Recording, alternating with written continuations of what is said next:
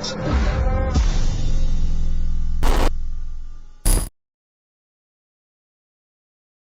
perkenalkan, nama saya Mulyo Adi Sanjoyo.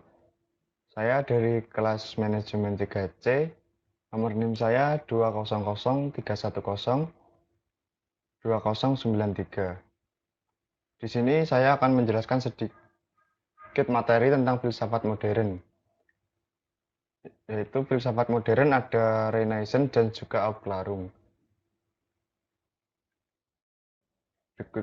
Berikutnya Renaissance.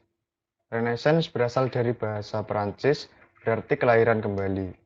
Istilah ini biasanya digunakan oleh sejarawan untuk menunjukkan berbagai periode kebangkitan intelektual. Secara historis, Renaissance adalah suatu gerakan yang meliputi suatu zaman ketika orang merasa telah dilahirkan kembali pada keadaban. Zaman ini merupakan era kebangkitan kembali pemikiran yang bebas. Renaissance adalah suatu zaman yang sangat menaruh perhatian dalam bidang seni lukis, patung, arsitektur, musik, sastra, filsafat, ilmu pengetahuan, dan juga teknologi. Perkembangan ilmu pengetahuan pada zaman Renaissance mempunyai 3 sumber. Yang pertama, adanya hubungan dengan kerajaan Islam di semenanjung Liberia dengan negara-negara Prancis. Yang kedua, perang salib pada 1100 sampai 1300 yang terulang sebanyak 6 kali. Yang ketiga, jatuhnya Istanbul ke tangan bangsa Turki. Berikut merupakan ciri utama Renaissance. Yang pertama ada rasionalisme, kedua ada humanisme, tiga ada individualisme, keempat lepas dari agama atau tidak mau diatur oleh agama, dan yang terakhir ada empirisme. Berikut merupakan tokoh-tokoh Renaissance. Pada kali ini ada tokoh seniman, ada Leonardo da Vinci. Lahir di daerah Tuscany, Florence, Italia pada tahun 1452. Ia disebut-sebut sebagai seorang seniman besar yang telah mempelajari berbagai ilmu pengetahuan, menguasai bahasa Yunani dan Latin, mempelajari tradisi-tradisi yang terdapat dalam zaman klasik tersebut, menekuni ilmu anatomi manusia secara detail dan menyelidiki kehidupan tumbuh-tumbuhan, menekuni bidang arsitektur dan memiliki ide-ide orisinal dalam menciptakan dan menyusun ruangan-ruangan rumah yang indah. Kemudian ada Michelangelo Buonarroti, orang jenius kedua pada zaman puncak Renaissance. Lahir di daerah Tuscany, Florence, Italia tahun 1475. Dikenal sebagai seorang tokoh pahat patung. Karyanya mengilhami nilai-nilai kepercayaan agama Kristen abad pertengahan, jiwa Renaissance, dan idealisme seni patung Yunani Romawi.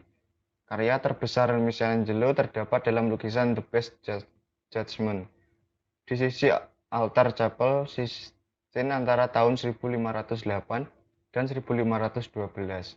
Ia telah menceritakan berdasarkan sumber Injil tentang peristiwa penciptaan manusia sampai terjadinya air bah pada masa Nabi Nuh. Kemudian dari tokoh politik, ada Machiavelli. Ia dilahirkan di kota Florence pada tahun 58 tahun, adalah diplomat dan politikus Italia yang juga seorang filsuf. Karya politiknya yang terpenting adalah Prince dan Discourse over 10 Books of Titus Livius. Machiavelli merupakan sosok orang jenius, sangat mendambakan kebebasan dan kemerdekaan Italia. Kemudian ada Nicolaus Copernicus. Nicolaus Copernicus adalah seorang astronom, matematikawan, dan ekonom berkebangsaan Polandia yang mengembangkan teori heliosentrisme tata surya dalam bentuk yang terperinci, sehingga teori tersebut itu dapat bermanfaat bagi sains. Copernicus dalam konsep tata alam semestanya, ia mengganti gambaran bumi yang tidak bergerak dengan gambaran matahari yang tidak bergerak, dan dengan demikian ia pantas disebut sebagai bapak astronom modern. Berikutnya ada dari tokoh ilmuwan Johannes Kepler. Johannes Kepler adalah seorang astronom Jerman, matematikawan, dan astrolog yang merupakan tokoh penting dalam revolusi ilmiah. Dia paling dikenal melalui hukum gerakan planetnya. Ia termasuk yang memperkuat pendapat tentang teori geosentris. Kepler menerima teori bahwa jagat raya berpusat pada matahari. Berikutnya ada Galileo Galilei. Galileo Galilei adalah seorang astronom, filsuf, dan fisikawan Italia yang memiliki peran besar dalam revolusi ilmiah. Ia disebut sebagai Bapak Astronomi Observasional, Bapak Ilmu Fisika Modern, Bapak Metode Ilmiah, dan juga Bapak Pengetahuan. Berikutnya Sir Francis Bacon, seorang filsuf negarawan dan penulis Inggris. Ia dikenal sebagai pencetus pemikiran empirisme yang mendasari sains hingga saat ini. Tulisan dan pemikirannya mempengaruhi metodologi sains yang menitikberatkan pada eksperimen yang dikenal juga sebagai metode Bacon. Berikutnya ada Desiderius Erasmus. Desiderius Erasmus Rotterdamus, dikenal sebagai Erasmus atau Erasmus dari Rotterdam, adalah seorang teolog, pengajar, kritikus sosial, imam Katolik, dan humanis Renaissance berkebangsaan Belanda. Erasmus adalah seorang akademisi klasika dan penulis dengan gaya Latin murni. Berikutnya ada Aufklärung. Aufklärung merupakan istilah dari bahasa Jerman yang berarti pencerahan atau fajar. Jadi, zaman Aufklärung ini adalah zaman pencerahan atau zaman fajar budi. Aufklärung merupakan kelanjutan dari Renaissance. Kalau Renaissance itu dipandang sebagai peremajaan pikiran, maka Aufklärung ini menjadi masa pendewasaannya. Dalam zaman Aufklärung ini banyak muncul tokoh-tokoh filsuf seperti dari Inggris ada J. Locke, ada Geber Kelly dan De Hume, dan dari Prancis ada J.J. Rousseau. Umumnya tokoh-tokoh ini mendasarkan pengetahuannya pada pengalaman nyata sehingga mengarah kepada realisme yang naif yang mengakui kebenaran objektif atas dasar pengalaman yang tanpa penelitian lebih lanjut. Tapi kenyataan ini tuh berubah ketika ada filsuf Jerman Immanuel Kant muncul yang mencoba menciptakan suatu sintesis dari rasionalisme dan juga empirisme, sehingga ia dianggap sebagai filsuf terpenting pada zaman modern. Berikut ada aliran-aliran pada filsafat barat, yaitu ada rasionalisme, empirisme, kantianisme, idealisme, positivisme, pragmatisme, fenomenologi, dan juga eksistensialisme. Berikutnya di sini saya akan menjelaskan materi pada pertemuan ke-10. Empirisme. Empirisme merupakan sebuah aliran filsafat yang berpandangan bahwa pengetahuan itu harus dicari dan harus berhubungan dengan pengalaman. Pengetahuan dalam pandangan empirisme tidak bersifat a priori atau tidak tergantung pada pengalaman indrawi, seperti yang terdapat pada pandangan rasionalisme, melainkan a posteriori atau pengetahuan yang dapat dicapai hanya dari pengalaman. Empirisme berasal dari kata Yunani yakni empiria atau empirios yang secara harafiah mengandung arti meraba-raba pengalaman. Pandangan empirisme mendasarkan diri pada asas berpikir yang disebut induksi, karena ia mengumpulkan pengetahuan yang bersifat umum dari data-data pengalaman konkret. Empirisme menganut correspondence theory of truth. Asumsinya adalah bahwa dunia luar itu ada lepas dari pikiran kita tentangnya. Sementara tugas pikiran hanyalah menyesuaikan diri dengan objek-objek di luarnya. John Locke adalah salah satu di antara pemikir dari gugusan empirisme. Locke dalam ajarannya mengatakan bahwa pikiran manusia harus diadakan seperti tabula rasa atau kertas kosong. Baru dalam proses pengenalannya terdapat dunia luar. Pengalaman memberi kesan-kesan atau impressions dalam pikiran. Dengan demikian, kebenaran dan kenyataan dipersepsi subjek berdasarkan pengalaman. Selanjutnya ada Francis Bacon. Menurut Francis Bacon bahwa pengetahuan yang sebenarnya adalah pengetahuan yang diterima orang melalui persentuhan indrawi dengan dunia fakta. Berikutnya ada Thomas Hobbes. Menurut Thomas Hobbes, berpendapat bahwa pengalaman indrawi sebagai permulaan segala pengenalan, hanya sesuatu yang dapat disentuh dengan indralah yang merupakan kebenaran. Pengetahuan intelektual atau rasio tidak lain hanyalah merupakan penggabungan data-data indrawi belaka. Berikut ada David Hume. Solomon menyebut Hume sebagai ultimate skeptik, skeptik tingkat tertinggi. Ia dibicarakan di sini sebagai seorang skeptik dan terutama sebagai seorang empiris. Berikutnya ada Herbert Spencer. Filsafat Herbert Spencer berpusat pada teori evolusi. 9 tahun sebelum terbitnya karya Darwin yang terkenal, The Origin of Species, menurut Spencer, kita hanya dapat mengenali fenomena-fenomena atau gejala-gejala. Akhirnya, Spencer mengatakan ide keilmuan pada akhirnya adalah penyajian realistis yang tidak dapat dipahami. Inilah yang dimaksud dengan the great unknowable, teka-teki besar. Berikutnya, kritisme. Dalam kritisme Kant, pengetahuan dijelaskan sebagai sintesis antara unsur a priori dan a posteriori. Kant mengatakan bahwa dalam diri subjek terdapat dua kemampuan. Yang pertama, kemampuan untuk menerima data-data indrawi yang disebut sensibility. Kedua, kemampuan untuk menghasilkan konsep atau understanding atau juga akal budi. Pada taraf sensibility, apa yang kita tangkap yakni sebagai penampakan atau fenomenon sudah merupakan panduan antara unsur materi atau unsur a posteriori dan forma ruang waktu atau unsur a priori. Adapun data-data indrawi yang kita peroleh dari sensibility kemudian diolah menjadi pengetahuan, ini berlangsung pada taraf understanding. Understanding tampil dalam bentuk putusan atau judgment. Immanuel Kant mengkritik empirisme. Ia berpendapat bahwa empirisme harus dilandasi dengan teori-teori dari rasionalisme sebelum dianggap sah melalui proses epistemologi. Itu merupakan penjelasan melalui bukunya yang berjudul Critique of Pure Reason atau kritik atas rasio murni. Anggapan Kant tentang empirisme ini bahwa empirisme atau pengalaman itu bersifat relatif tanpa adanya landasan teori. Kemudian ada rasionalisme. Rasionalisme adalah paham filsafat yang mengatakan bahwa akal atau reason adalah alat terpenting dalam memperoleh dan mengetes pengetahuan. Dalam aliran rasionalisme ada dua macam bidang, yaitu bidang agama dan bidang filsafat. Dalam bidang agama, rasionalisme adalah lawan otoritas dan biasanya digunakan untuk mengkritik ajaran agama. René Descartes.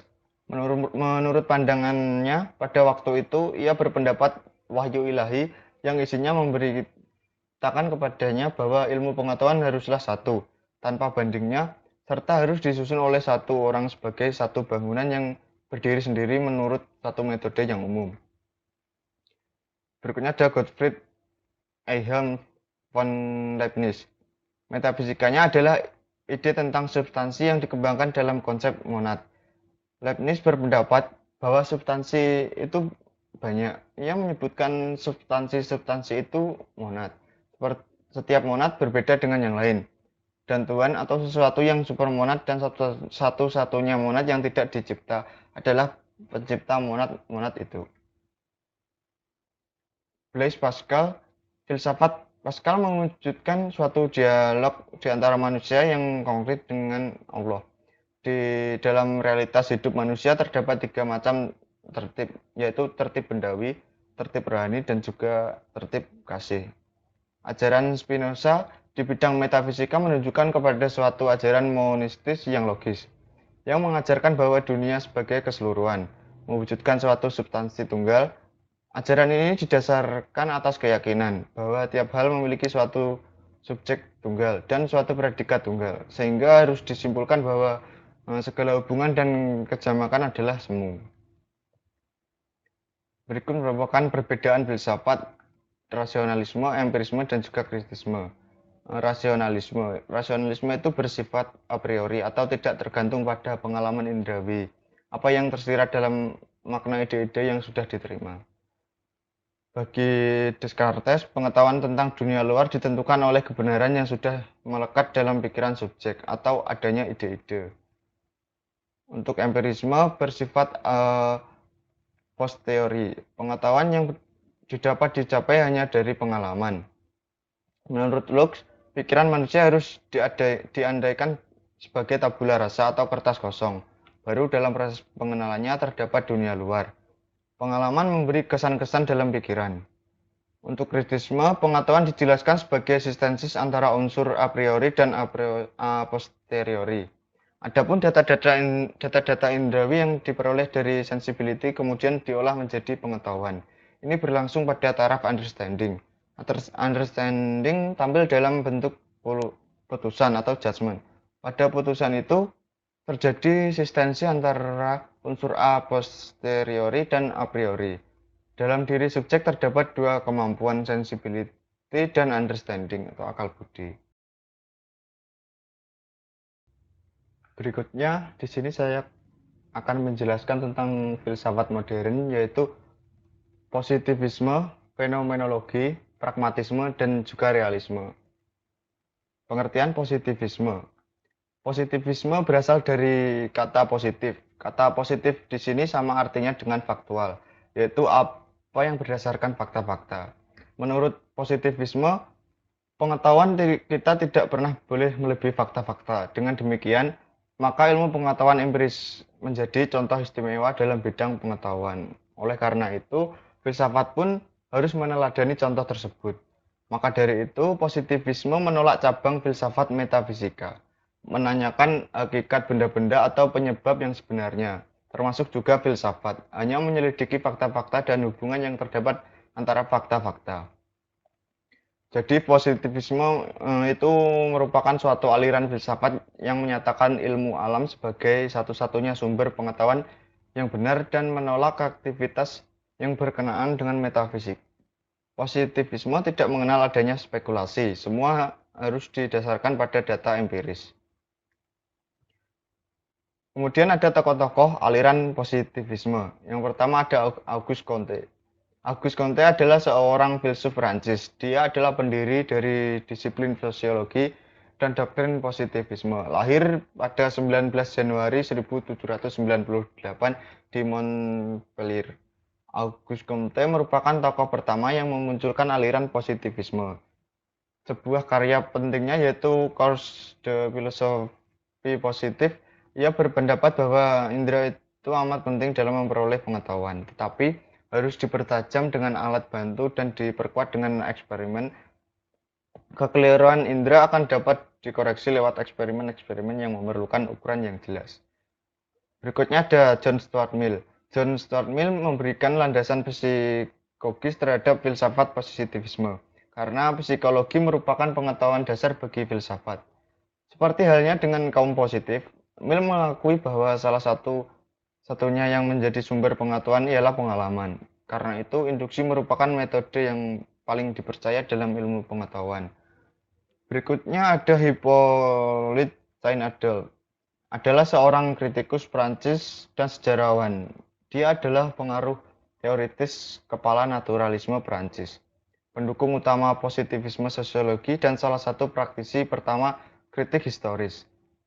Dia lahir pada 21 April 1828 di Fauquier, Prancis. Meninggal pada 5 Maret 1898 di Paris, Prancis.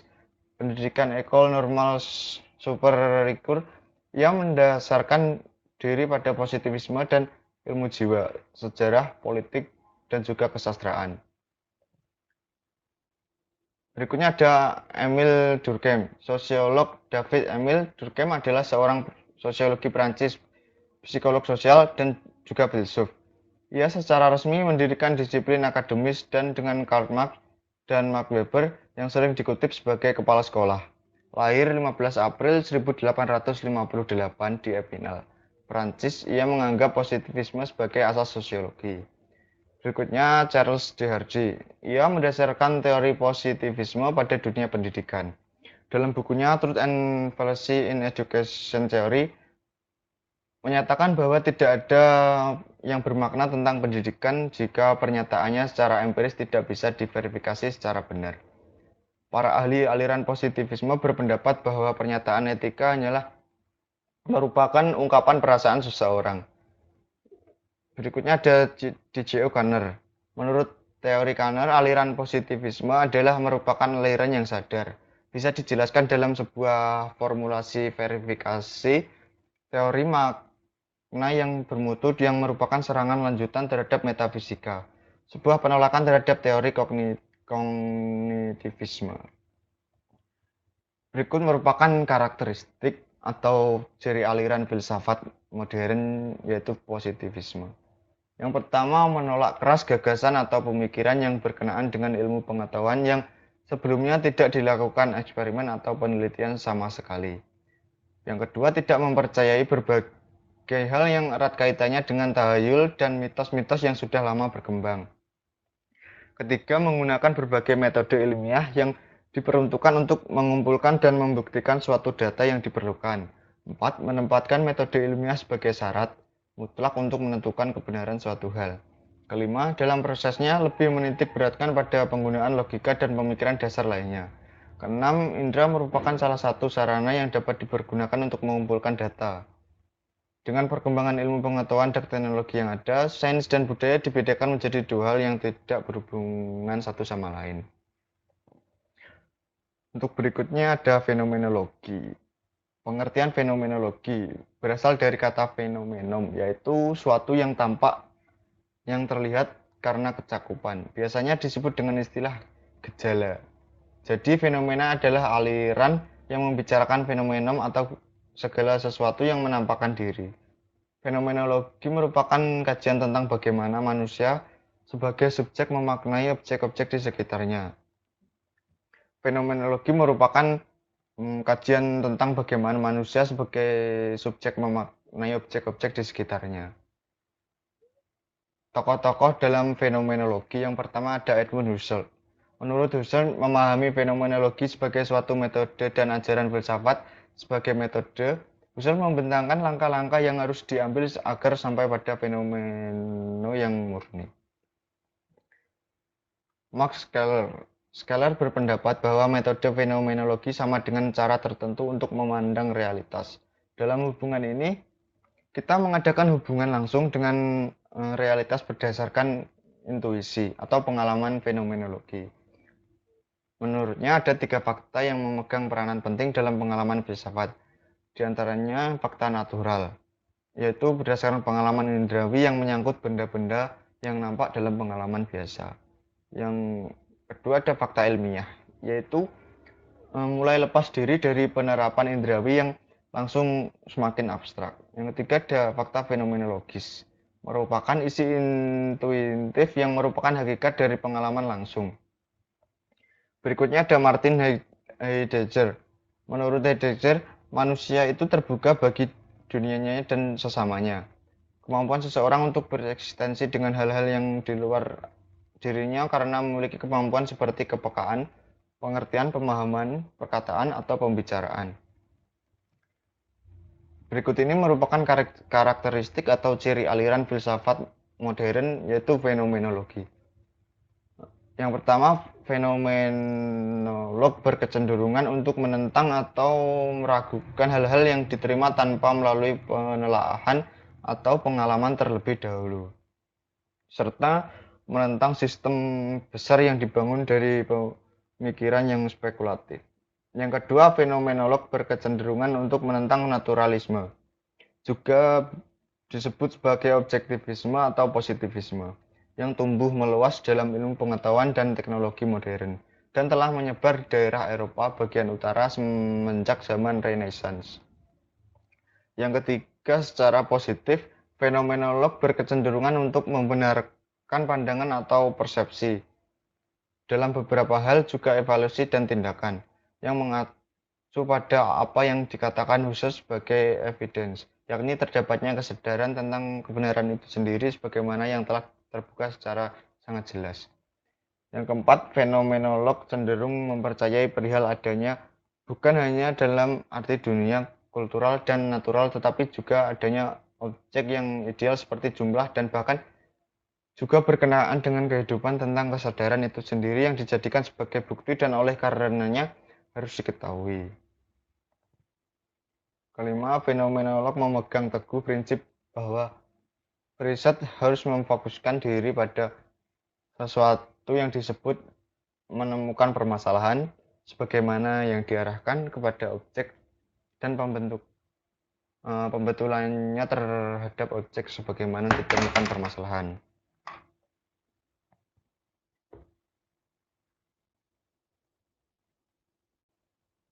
Terus selanjutnya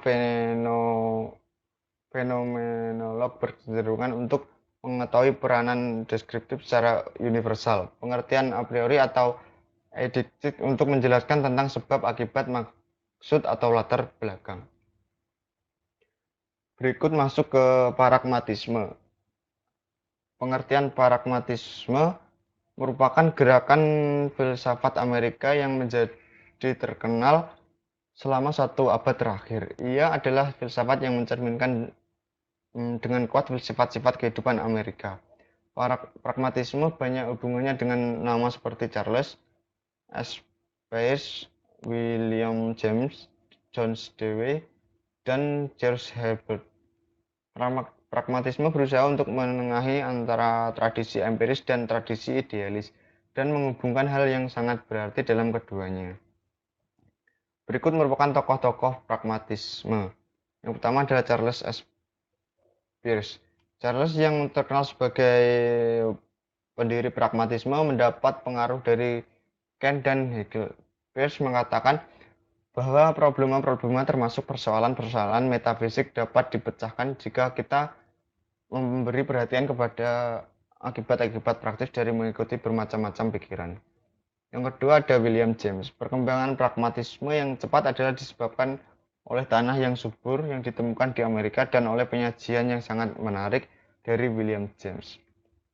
Ketiga ada John Dewey. John Dewey adalah seorang yang bersifat kritis secara serius dan terus-menerus terhadap jenis-jenis filsafat klasik dan tradisional dengan usaha mencari realitas yang tertinggi dan menemukan zat yang tetap.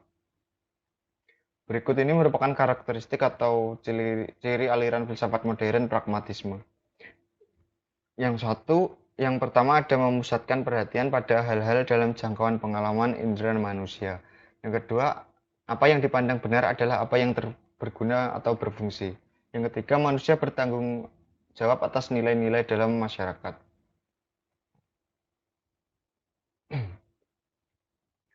Berikutnya ada realisme. Realisme adalah filsafat yang timbul pada zaman modern dan sering disebut anak dari naturalisme, dengan berpandangan bahwa objek atau dunia luar itu adalah nyata pada sendirinya. Realisme memandang pula bahwa kenyataan itu berbeda dengan jiwa yang mengetahui objek atau dunia luar tersebut. Filsafat realisme adalah suatu objek yang tampak pada indera, maksudnya adalah tampak secara real. Realisme adalah pemikiran aliran klasik yang disandarkan oleh tokoh yang bernama Aristoteles yang cara memandang dunia dengan material. Berikut ini merupakan tokoh aliran realisme. Yang pertama ada Aristoteles. Aristoteles merupakan seorang murid Plato yang telah mengembangkan gagasan bahwa sementara gagasan-gagasan mungkin penting bagi diri mereka sendiri. Pembelajaran yang utama tentang materi mengantarkan kita pada gagasan-gagasan yang sangat jelas dan lebih baik. Kemudian ada Bacon. Bacon memberi pendapatnya terkait pemikiran realisme dengan berkata, sesuai dari dasar filosofi realisme bahwa kebenaran ada pada objek yang bisa diukur dan juga diuji. Berikutnya ada John Amos Comenius, memiliki pemikiran realisme yang berarah pada pendidikan dan juga digolongkan filsuf realisme yang memegangi paham realisme religius dan berpendapat dengan manusia, yaitu manusia harus berusaha untuk mencapai dua tujuan, antara keselamatan dan juga kebahagiaan, juga dalam keadaan kehidupan yang sejahtera. Yang selanjutnya ada John Locke. Locke berpendapat terkait realisme sebagai berikut, bahwa tidak ada kebenaran yang bersifat metafisik dan universal. Lux lebih berkeyakinan sesuatu itu benar jika disandarkan pada pengalaman-pengalaman indrawi yang sifatnya itu termasuk induksi. Berikut merupakan karakteristik atau ciri aliran filsafat modern realisme. Yang pertama, mengangkat peristiwa keseharian yang dialami oleh orang kebanyakan. Kedua, menggambarkan masyarakat dan situasi kontemporer yang nyata dan khas dengan lingkungan keadaan sehari-harinya. Ketiga, karya realis menggambarkan manusia dari semua kelas dalam situasi dan kondisi aslinya. Kemudian yang keempat, realisme. Tidak setuju terhadap subjek seni yang dibesar-besarkan atau dramatis ala romantisisme. Kemudian kelima, memiliki detail gambar yang menyerupai aslinya atau natural melalui teknik tinggi yang dikuasai oleh pelukisnya.